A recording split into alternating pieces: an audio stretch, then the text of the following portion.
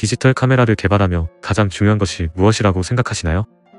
렌즈, 프로세서, 기능, 사람에 따라 다양한 의견이 나올 수 있지만 개인적으로 저장 장치에 대한 이슈를 빼놓고는 디지털 카메라의 발전을 논할 수 없을 것이라 생각됩니다. 최고의 광학 기술과 최첨단 프로세서로 빠르고 정확한 사진을 촬영한다 하더라도 그것을 저장할 수 없다면 그 어떤 의미도 갖지 못하기 때문입니다. 20년 전, 아니 불과 10여 년 전만 해도 수많은 저장 장치들이 있었기 때문에 카드리더기는 필수품이었습니다.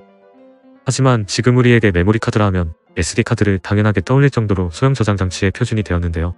과연 그 사이에 어떤 일들이 있었던 것일까요? 오늘은 디지털 카메라의 발전과 함께한 저장 장치에 대한 이야기를 해보도록 하겠습니다. 1975년 코닥에서 최초의 디지털 카메라를 공개하게 됩니다. 0.01메가픽셀의 사진을 촬영할 수 있는 이 카메라는 사진 한 장을 저장하는데 무려 23초나 걸렸습니다. 그 이유는 이 카메라가 저장 장치로 카세트 테이프를 사용하고 있었기 때문인데요. 카세트는 필름을 회전시켜 물리적으로 저장시켜줄 시간이 필요했기 때문에 이를 개선하는 것은 매우 어려운 과제였습니다. 참고로 최초의 디지털 카메라가 발명된 이 시기는 플로피 디스크가 발명된 지 불과 5년밖에 지나지 않은 시점이었던 데다가 초기 플로피 디스크는 8인치라는 거대한 크기와 50kB라는 작은 용량을 가지고 있었기 때문에 이미지 저장 장치로 사용하기에는 적합하지 못했습니다. 이에 코닥은 플로피 디스크보다 훨씬 작고 안정적인 카세트 테이프를 저장 장치로 사용하게 된 것이었습니다. 지금의 시각에서 볼 때는 많이 괴랄한 모습이긴 하지만 실은 7, 80년의 카세트 테이프는 게임 소프트웨어나 컴퓨터의 보조기억 장치로 사용될 만큼 제법 범용적인 저장 매체 중 하나였습니다. 그로부터 불과 5년이 지난 1980년 소니가 3.5인치 플로피 디스크라는 새로운 저장 장치를 개발하며 디지털 카메라가 더욱 작게 개발될 수 있는 가능성을 열게 됩니다. 이 플로피 디스크는 기존의 디스크보다 크기도 작았고 디스크를 보호하는 커버가 있었기 때문에 보관하기도 매우 유용했습니다. 덕분에 소니는 소형화된 플로피 디스크를 사용한 카메라를 개발하게 되는데 이것이 바로 소니 최초의 디지털 카메라였습니다. 이 카메라는 작아진 저장 장치 덕분에 카메라 자체의 크기도 줄일 수 있었고 기존의 플로피 디스크나 카세트 테이프보다 더욱 빠르고 안정적인 저장이 가능하다는 장점이 있었습니다. 하지만 플로피 디스크도 온전한 해결책은 되지 못했습니다. 플로피 디스크도 결국은 플라스틱으로 만들어진 원판이 물리적으로 회전을 해야 했기 때문에 용량과 속도에 한계가 있을 수밖에 없었습니다.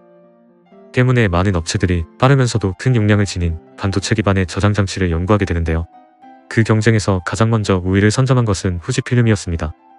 1988년 저장 장치 제조업체로 유명한 도시바와 후지필름은 세계 최초로 반도체 기반 메모리를 사용한 카메라를 출시하게 됩니다.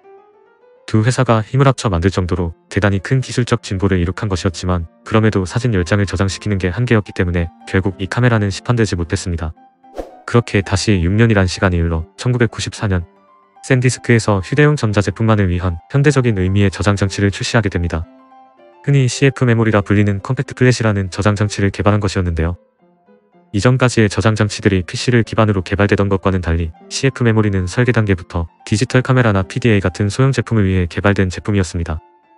사이즈에 비해 큰 용량을 지니고 있었고 디스크와 달리 충격에도 매우 강했습니다. 더군다나 휴대용 메모리를 목적으로 개발되었기 때문에 전력 소모량도 매우 적다는 장점도 있었습니다.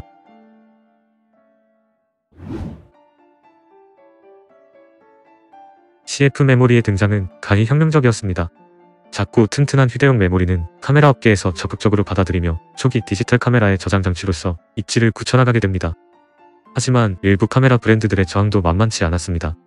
이제 막 디지털 카메라의 개발이 시작되고 있던 블루오션 시장에서 누구나 자신들의 브랜드가 시장의 대표가 되길 바랬기 때문입니다. 어떤 브랜드에서는 카메라 저장 장치로 PC카드를 사용하기도 하며 어떤 브랜드는 독자적인 메모리 카드를 개발하기도 했을 정도입니다. 개중에는 일회용 저장 장치인 CDR을 저장 장치로 했던 특이한 카메라가 있던 시기도 있었습니다. 다양한 브랜드들이 각자의 방식을 고집하고 있던 이 시기, 샌디스크와 지멘스는 MMC라는 메모리 카드를 개발했었습니다. 기존의 CF 메모리에 비해 훨씬 작고 얇았으며 가격도 매우 저렴했습니다. 하지만 전송 속도가 너무 느렸기 때문에 널리 사용되지는 못하고 있었는데요. 1999년 샌디스크는 파나소닉과 도시바와 함께 MMC 카드를 기반으로 새로운 저장 장치를 만들게 되는데 그것이 바로 SD카드였습니다. SD카드는 기존의 MMC와 거의 똑같은 형태를 가지고 있었지만 더욱 빠른 데이터 전송 속도를 자랑하고 있었습니다. SD카드는 카메라를 비롯하여 다양한 소형 전자제품들에 적용되기 시작하였고 차츰 CF 메모리를 사용하는 카메라의 수를 넘어서게 되었습니다. 하지만 이를 부러움과 두려운 마음으로 지켜보고 있던 회사가 있었는데요. 바로 올림푸스와 후지필름이었습니다. 특정 규격이 시장을 독과점하게 될 것을 우려한 두 회사는 자신들의 입지를 공고히 다지고자 새로운 방식의 저장 장치인 XD 픽처 카드를 개발하게 됩니다. XD카드는 SD카드에 비해 작고 저장 속도와 읽기 속도가 모두 빠르다는 장점이 있었습니다. 이로써 디지털 카메라 시장은 CF 메모리, SD와 XD카드의 3파전 양상으로 전개되기에 이릅니다. 참고로 이때의 소니는 그 어떤 진영에도 포함되지 않으며 꿋꿋이 자신만의 길을 가고 있었습니다. SD와 XD카드의 점유율 싸움은 실로 치열했습니다. 앞서 XD카드의 장점을 언급드렸으나 이는 어디까지나 이론적인 내용일 뿐 실은 사용자의 입장에서 SD와 XD의 차이는 거의 없었다고 해도 무방했습니다.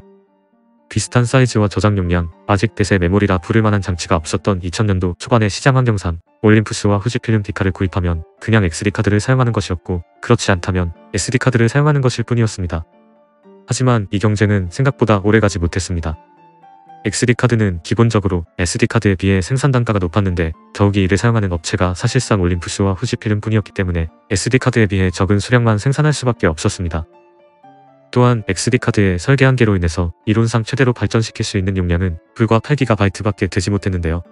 태생적인 한계로 XD카드의 입지가 줄어들자 올림푸스와 후지필름조차 자신들이 개발한 규격을 점차 포기하기에 이르렀고 결국 XD카드는 2009년 생산을 중단하며 역사 속으로 사라지게 됩니다. 그에 반해 SD카드의 발전은 계속되었습니다. 시간이 지남에 따라 SD카드의 용량은 계속해서 발전하였고 물리적으로 사이즈까지 줄인 미니 SD카드와 마이크로 SD카드도 개발하게 되며 휴대폰과 mp3 등에도 널리 사용되기 시작하였습니다. SD카드의 사용처가 늘어가는 만큼 생산량은 증가했고 그만큼 제품의 단가가 낮아지는 선순환이 생기기 시작했습니다. 이 시점 CF 메모리는 어떤 상황이었을까요? 실은 SD와 XD카드가 격전을 치르고 있는 와중에도 CF 메모리의 입지는 견고했습니다. 비슷한 시기 출시되던 다른 저장 장치에 비해 용량도 컸고 내구성도 좋아서 고급형 카메라에서 높은 점유율을 차지하고 있었기 때문입니다. 하지만 이 또한 시간이 흐르며 CF 메모리가 내세우던 장점들을 SD카드가 대체할 수 있게 되며 점차 입지가 줄어들게 됩니다. 물론 물리적인 크기에서 오는 다양한 장점들 때문에 최근까지도 일부 고급형 카메라들은 여전히 CF 메모리를 채용하고는 있지만 상향 평준화된 SD카드로 인해서 점차 CF 메모리의 입지가 줄어들고 있는 상태입니다.